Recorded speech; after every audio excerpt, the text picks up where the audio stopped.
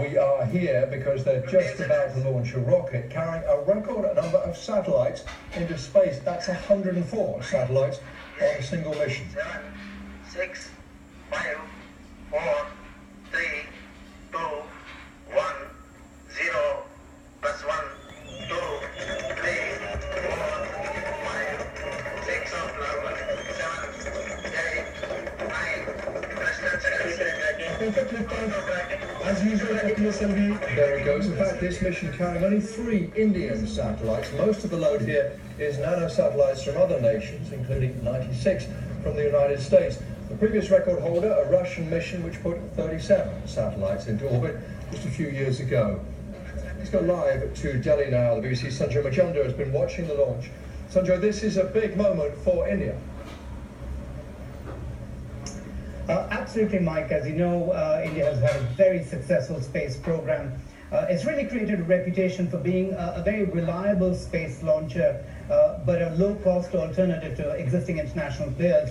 And I was speaking to people yesterday, people who follow sort of space science very closely, and they were trying to explain to me why this launch was so significant. It's not just the fact that it's so many satellites up on one rocket, but the fact that it's so complex. You have to ensure that even though these are very small satellites, that they don't collide while they're being launched.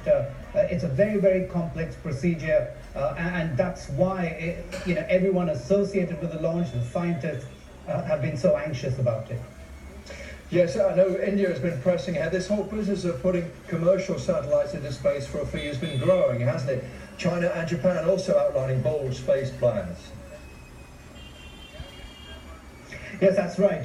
Many people are saying that if it was the Russians and the Americans in the 60s, well, now it's the Indians and the Chinese, really, who are the new sort of space rivals, if you will. If you remember, in 2013, India sent a satellite to Mars at a fraction of the cost of a similar satellite that was sent by the United States, by NASA. I think it was a tenth of the cost, and there was a joke that, the Hollywood movie Gravity cost 4 times more than the Indian satellite launch. And it really underlines how strongly India's sort of approached this whole lucrative commercial market, basically allowing countries to take advantage of its technology, but also the fact that it's being offered at a very, very competitive price.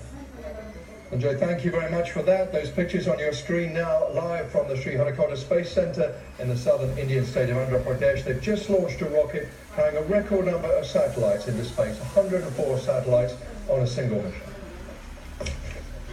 This is BBC News, broadcasting to our viewers in North America and around the globe.